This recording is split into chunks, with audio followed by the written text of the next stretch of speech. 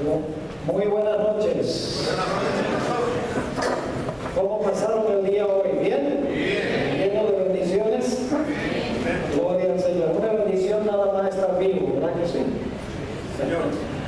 A veces muchas de las bendiciones que Dios nos concede creemos que son automáticas, las tomamos por sentado, pero hay que agradecerle a Dios cada bendición que nosotros recibimos de lo alto. Debemos ser un pueblo agradecido, porque Dios es bueno, grande es su misericordia. Esta noche vamos a estudiar en cuanto a la historia detrás de la historia. Es decir, hay dos fuerzas que no se ven, que están moviendo la historia como lo vemos nosotros.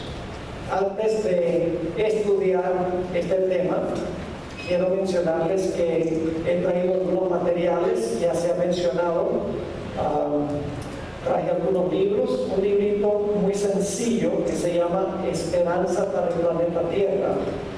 Es un librito donde presento de una forma muy amena, de una forma muy fácil de entender, el plan de la salvación y cómo venir a Cristo Jesús.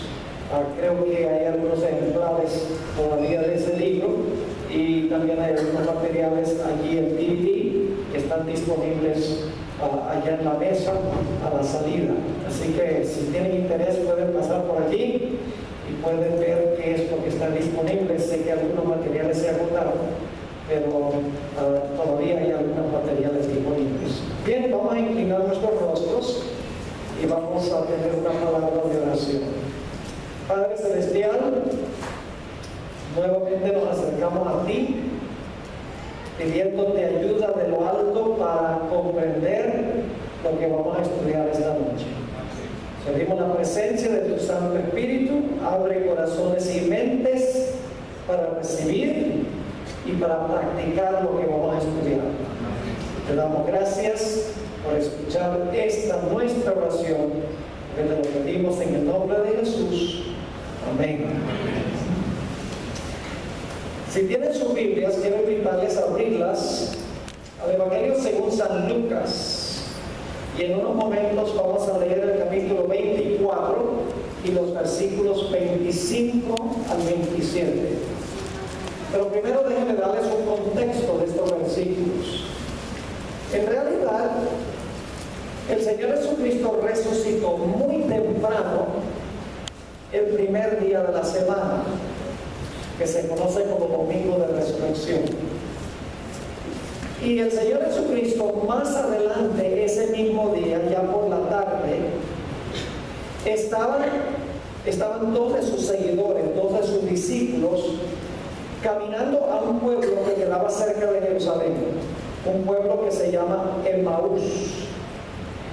Y a medida que iban caminando esos dos seguidores de Jesús, no eran los apóstoles, pero eran dos de sus seguidores, Jesús los alcanzó y empezó a caminar con ellos. Y ellos empezaron a expresar la tristeza que tenían, porque el que ellos creían que era el Mesías, lo habían matado. Inclusive dijeron, nosotros pensábamos que él era el que iba a redimir a Israel. Y dicen, y ahora es el tercer día desde que lo mataron. Es decir, no se cumplió lo que nosotros pensábamos que iba a suceder. Pero luego Jesús le dijo las palabras que quiero leer ahora.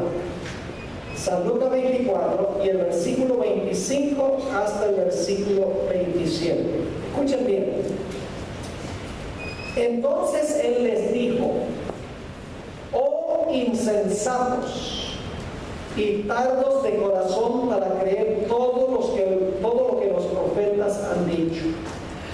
¿No era necesario que el Cristo padeciera estas cosas y que entrara en su gloria? Y ahora viene el versículo clave.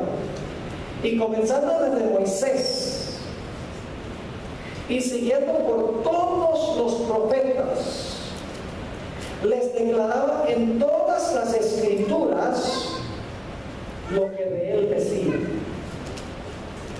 Ahora, esas expresiones que tenemos aquí, Moisés, profetas y escritos, son las tres divisiones del Antiguo Testamento. Entre los hebreos se conocen como la Torá, son los 5 libros de Moisés. Los profetas serían los Neviim, y el resto del Antiguo Testamento se conoce como Ketuvim. Es decir, que Jesús está declarando: ustedes son insensatos y tardos para creer todo lo que está en las Escrituras. Y les explicó de los escritos de Moisés y de todos los profetas y del resto de las Escrituras lo que decían de él. Es decir, que el centro de los escritos del Antiguo Testamento, ¿quién es? El centro de los escritos del Antiguo Testamento no es ni más ni menos que una revelación de Cristo Jesús. Ahora, en nuestro tema de anoche estudiamos en cuanto a Génesis 3:15 y nos dimos cuenta que en Génesis 3:15 hay 4 elementos claves. Vamos a repasar porque va a colocar el marco para lo que vamos a estudiar. El primer elemento de Génesis 3:15 es ¿qué cosa? Enemistad. Muy bien. En segundo lugar, hay una ¿qué? Una mujer. Muy bien. Y en tercer lugar, hay una serpiente. Y en cuarto lugar, hay 2 simientes. Una simiente de la mujer y otra la simiente de la serpiente. ¿Entre quiénes es la guerra? La guerra es entre la serpiente y la mujer, pero esa no es la guerra principal. Porque dice que va a haber enemistad entre la serpiente y la mujer, pero luego dice que la simiente de la mujer va a estar en guerra con la serpiente. Y dice que la serpiente va a herir el calcañar de la simiente de la mujer, mientras que la simiente de la mujer le va a aplastar la cabeza a la serpiente. Es decir, la enemistad primordial es entre la simiente de la mujer y ¿quién? Y la serpiente. ¿Está claro? Ahora yo pregunto, ¿quién era esa simiente de la mujer que fue anunciada en Génesis 3:15? Esa simiente de la mujer era Cristo Jesús. Se estaba anunciando que Dios iba a mandar a Cristo al planeta Tierra y que iba a haber una batalla entre Cristo y Satanás. En el proceso de la guerra, Satanás iba a herir a Cristo, pero Cristo le iba a vencer y le iba a aplastar la cabeza. Eso fue lo que estudiamos anoche. Ahora, ¿cómo es que la simiente de la mujer iba a derrotar a la serpiente? ¿Recuerdan Génesis 3:21? Génesis 3:21 dice que Jehová Dios hizo al hombre, ¿qué cosa? Túnicas de pieles y los vistió. ¿Cómo se iba a cubrir la vergüenza de la desnudez del ser humano, la desnudez del pecado? Se iba a cubrir escogiendo un cordero perfecto y se iba a sacrificar ese cordero perfecto. Satanás, como vimos, estaba observando. Satanás dice: pecaron y quedaron desnudos, y Dios los condenó y dijo: polvo eres y el polvo serás tornado. Pero luego mueren 2 animales y con las pieles de los animales Dios cubre la vergüenza de la desnudez de Adán y Eva. Y por lo tanto Satanás está pensando, Dios está mostrando cómo es que Él va a cubrir la vergüenza de la desnudez del pecado. Tiene algo que ver con escoger un cordero perfecto y con que ese cordero muera para cubrir la desnudez del hombre. Ya Satanás estaba sospechando que lo que Dios iba a hacer, según Génesis 3:15, era enviar una simiente nacida de mujer, y que esa simiente nacida de mujer le iba a hacer la guerra y que iba a morir por los pecados de los seres humanos. Y por lo tanto Satanás dice: yo no puedo permitir que esa simiente venga. Porque si yo permito que esa simiente venga, si ese descendiente de esa mujer nace, me va a hacer la guerra y me va a aplastar la cabeza. Así que yo voy a impedir que esa simiente, que ese descendiente de esa mujer venga al mundo. Ahora, ¿dónde encontramos la primera ilustración de este versículo de Génesis 3:15? En el capítulo 4, el siguiente capítulo. Tenemos la historia de Caín y Abel. ¿Tenemos los mismos elementos de Génesis 3:15?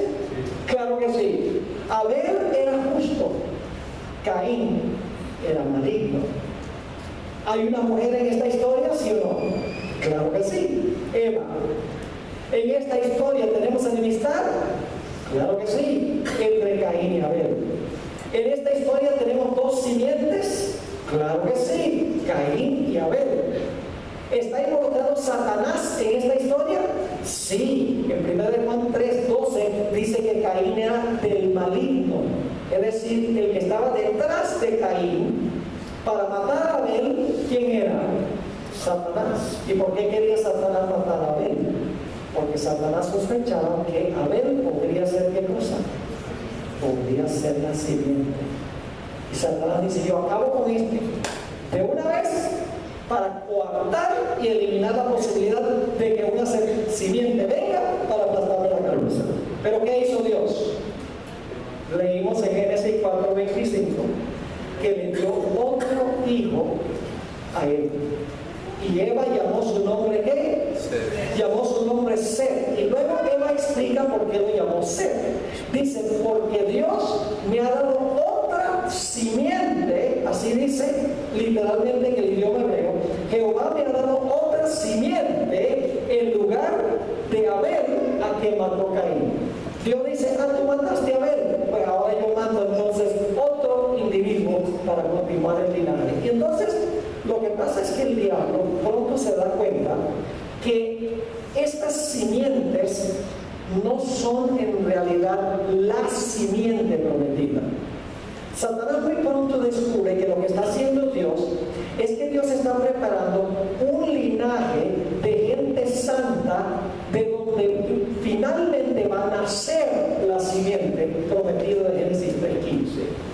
Y por lo tanto Satanás piensa y dice, si yo mato la simiente, Dios trae otra simiente al mundo. Eso de nada me sirve. Y ahora Satanás implementa un plan B.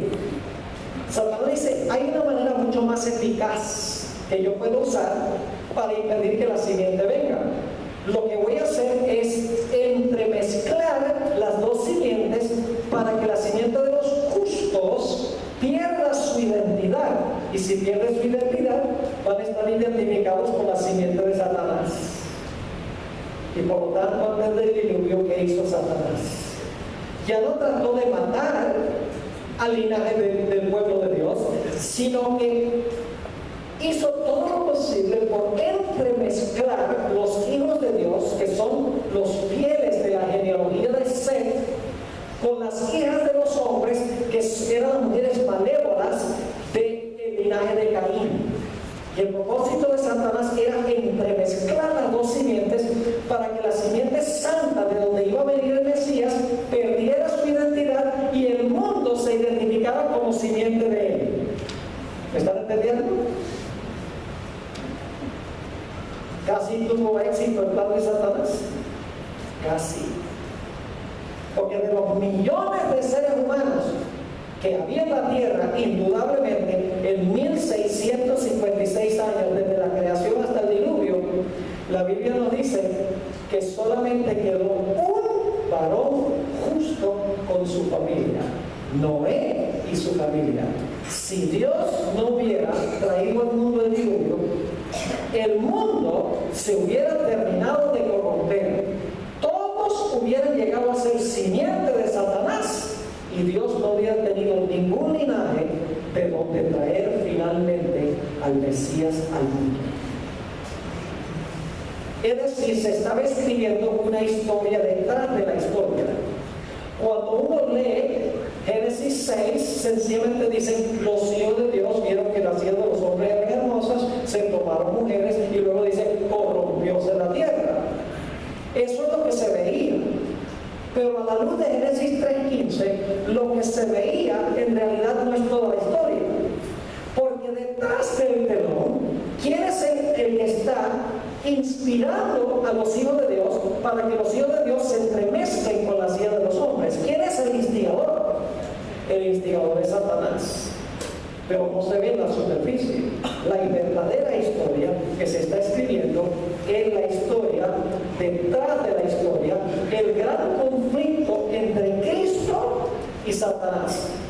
Y mis hermanos y amigos, encontramos que la historia del Antiguo Testamento es muy sencilla.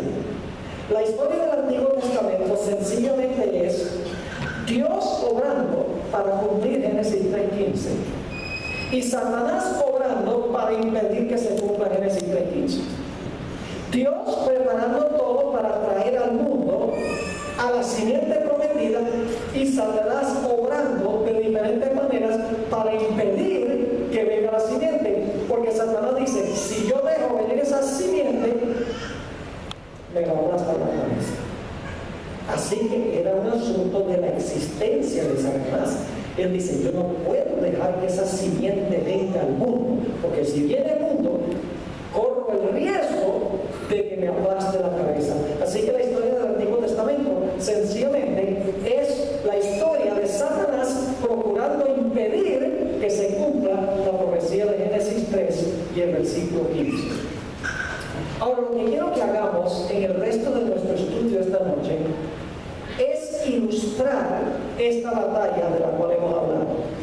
Les voy a dar varios ejemplos del Antiguo Testamento, no los voy a cubrir todos porque el Antiguo Testamento tiene muchísimas historias, pero les voy a dar suficientes historias del Antiguo Testamento para demostrar este conflicto donde Satanás está tratando de impedir que se cumpla Génesis 3:15 y Dios está obrando en la historia para cumplir Génesis 3:15. Ahora, es interesante, después del diluvio, la Biblia nos dice que Noé, los 3 hijos de Noé, se dividieron en 3 direcciones del planeta Tierra. Sem, el hijo de Noé, continuó el linaje santo. Sem se estableció allá en el Medio Oriente. Cam y Jafet, los otros 2 hijos de Noé, se establecieron en África y se establecieron en otros sitios del planeta. Si ustedes miran la lista de naciones que encontramos en Génesis 10, que vienen después de la Torre de Babel, van a encontrar que los semitas eran los judíos, de donde iba a venir finalmente el Mesías. Es decir, el linaje de Sem es el linaje de los justos. Los 2 hermanos de Sem formaron las naciones que luego procuraron destruir al pueblo de Israel. De Cam y de Jafet salieron, por ejemplo, Babilonia. Yo pregunto, ¿Babilonia llevó cautivo al pueblo de Israel y persiguió a Israel? Claro que sí. De Cam descendió Asiria. Los asirios eran enemigos de Israel y procuraron desarraigarlos. Claro que sí. De Jafet descendió Egipto. Egipto esclavizó a Israel y procuró rehusar que el pueblo pudiera salir libre. Claro que sí. Es decir, que después del diluvio, Dios está continuando el linaje santo con Sem, pero Satanás está obrando para formar las naciones que van a ser enemigas del pueblo de Israel y van a procurar esclavizar y destruir al pueblo de Israel. Qué interesante. Cuando uno lee de la historia, detrás de la historia, uno se da cuenta qué es lo que está haciendo